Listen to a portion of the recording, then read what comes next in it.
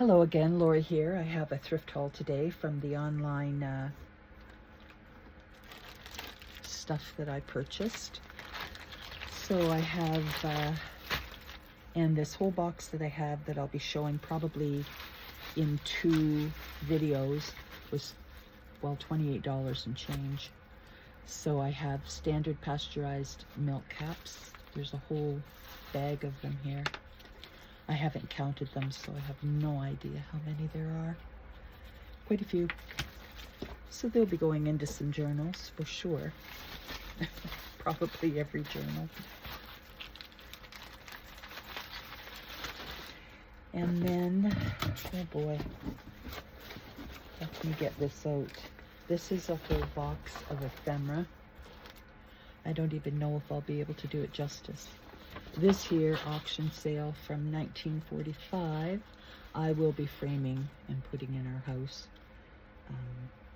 Yeah, it's from Harrow Implement Auction. So yeah, there we go. So that will be set aside. And then let's get into the ephemera. So this is the Standard Bank of Canada from Forest. Please notify the bank of any changes. And there's 2 bank books in here. And not sure, I think this is the older one. So this is from, I believe, 1898. Standard Bank of Canada. So this is the amount of money this person has saved, which I would imagine up to 1901, so $1,600 or $1,700. Would that be close to $70,000 in today's money? I really don't know. But anyway, I thought it was very interesting. And there are some empty pages in this particular book. Always such neat writing. Okay, I'll try to go through these quickly. And this is Department of National Revenue, 1957. So the refund was $250.90 for that person. And life insurance policy from Chrysler Corporation of Canada. Huh. To the amount of $3,000. A weekly benefit of $21. I haven't read through that. Probably won't. And then we have a last will and testament here from 1929. It's quite a number of pages.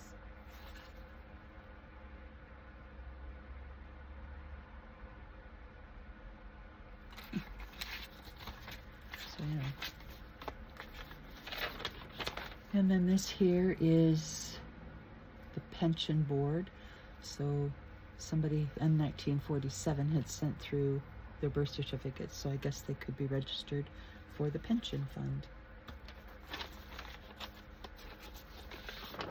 And this here is the United States of America Declaration of Intention, which was really interesting. Gave his name, his occupation. He's a clerk. He's 22 years old. Color, white complexion. And then it says dark. Height 5'7", 145 pounds, brown hair, gray eyes. Born in Canada in 1900 in Windsor. He emigrated from Windsor on the vessel ferry. Yeah, and it is my bona fide intention to renounce forever all allegiance and fidelity to any foreign prince, potentate, state, or sovereignty, and particularly to George V, King of Great Britain and Ireland, of whom I am now a subject. I arrived at the port of Detroit in the state of Michigan on the 4th day of March, 1923. I am not an anarchist. I am not a polygamist nor a believer in the practice of polygamy, and it is my intention in good faith to become a good citizen of the United States of America and to permanently reside therein, so God help me. So yeah, it was interesting. And there's several of these. They're old school tablets with beautiful paper. Look how nice and colored that is. So excited to have those, and that cute little guy on the front there. And Hope United Church, 1934. And then, let's see what we have here. The Windsor Light Opera Association, 1959. So there is some nice pictures to cut out and use. Wouldn't that make an interesting belly band? That'd be so cool. Dairy Queen.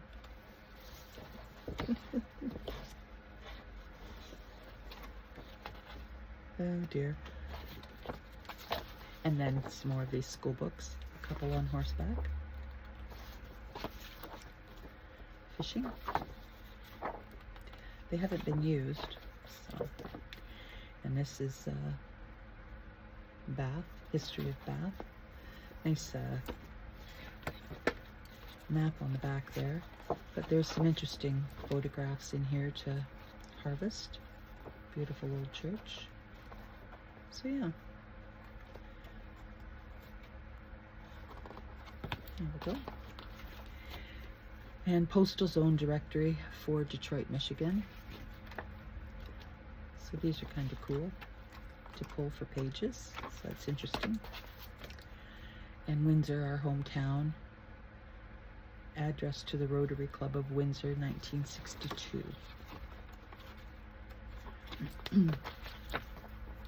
Terms and conditions of enrollment for the Blue Cross Plan for Hospital Care, semi-private in Ontario.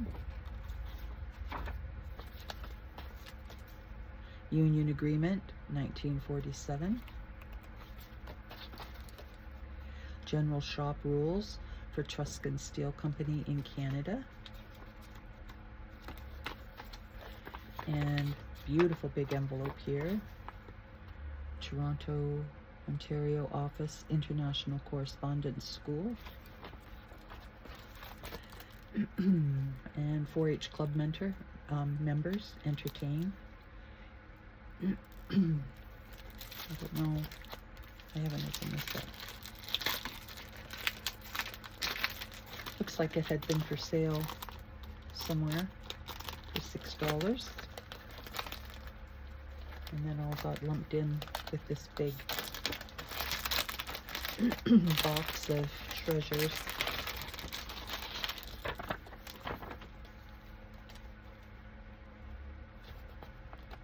All right, I'll just put that aside there. London Normal School, 1925 to 26 class list. Oh. Holy. Wow, it's a big class. And here's some folded up receipts. Midland Coal Mining, 1928. Different receipts for that. They're all 1928. I'd have to straighten those out. Oops. And this here's 1927. Sarnia, Ontario. It's for a physician under the laws of Province of Ontario. Practicing at Inwood, Ontario. Inwood, that's where my grandfather's from. Huh.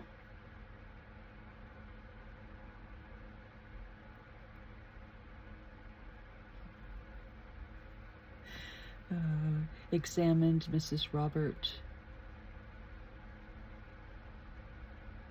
Dinsmore. And from such examination find that she is in general good health and absolutely free from any loathsome, dangerous, or contagious disease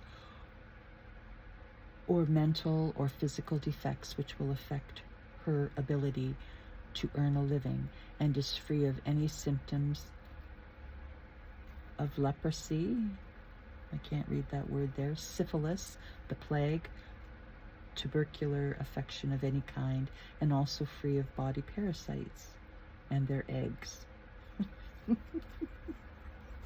Oh, oh dear God.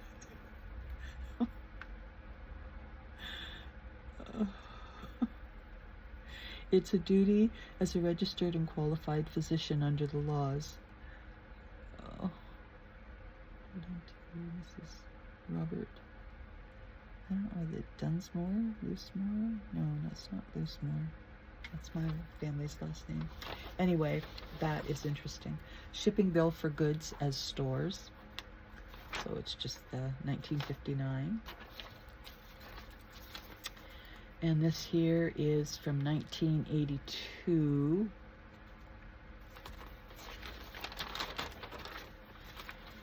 And it's, I believe, a will and testament. I think. So isn't that interesting? It's got a little wax seal there.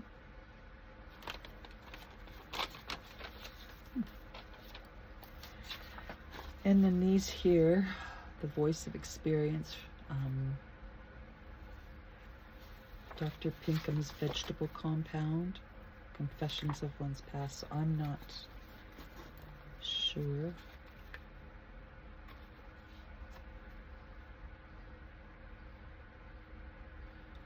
To those with whom this pamphlet presents itself who are still unmarried and marriageable, let me suggest that before thoroughly digesting the contents of this treatise, you study carefully my little pamphlet for the do's and don'ts in courtship. Oh, I'm gonna have to read that. The voice of experience. So here we are. The pamphlet on love and marriage, miscellaneous problems, and the following individual pamphlets are available for 3 cents each. Friendship, how to avoid colds, making the most of adversity. So basically your self-help book. So here we have a little calendar. Isn't that cute? From 1946. Like that. Oops. And I believe this is a little postcard. I don't know if part of it's missing. It says a very happy new year to you, and it's padded on the back. This here is another little card to somebody. To Robert John, with love from his cousins Anne, Jane, and it doesn't say another name. I believe this is half of a postcard. Best wishes for a happy new year. And your birthday token, lucky keychain for 1 coupon. The Usher House of Usher, Venice, California. Birthday gifts. Spong's labor saving specialties. Famous since great grandma was a girl. You can't go wrong. There you go. I think we had one of these. Oh yes, we did.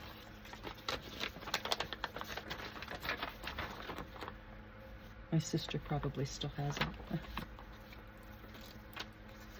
And this here is a folded box from crayons. 6 2-color art school crayons. Made in Germany. And then there's the top of the box there inserted. So isn't that cool? Looks like maybe from the 20s. I'll probably be keeping that. Active Members Pledge.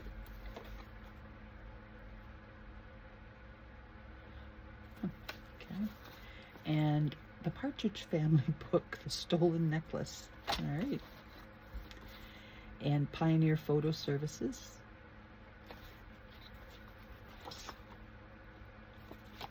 And And another calendar, this one from 1918.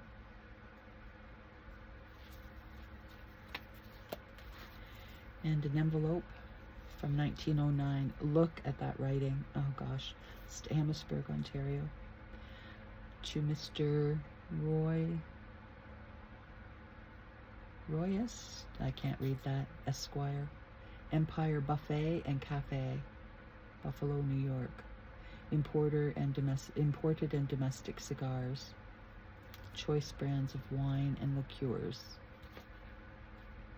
So that's very interesting. And Mount Delight Cottages, 1.5 miles from Huntsville. Wonder if that still exists.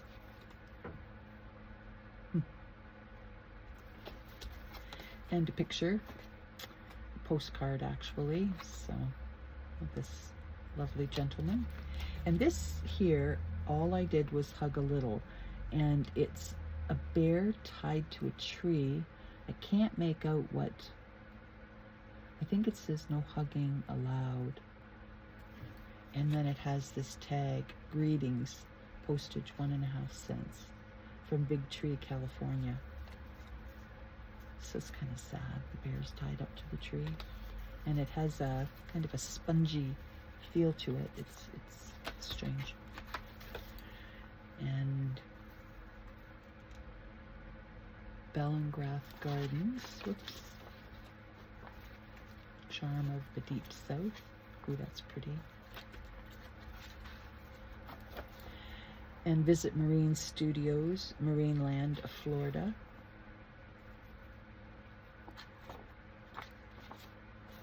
I wonder if this is from the 50s.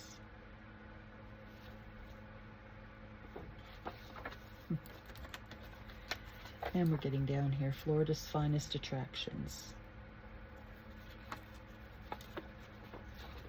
And all the places to visit. I wonder how many are still there. Sarasota Jungle Gardens, Ringling Museum, Florida Cypress Garden, Everglade Wonder Gardens, Musa Isle. Yeah, be interesting to know how many still exist. Monkey Jungle.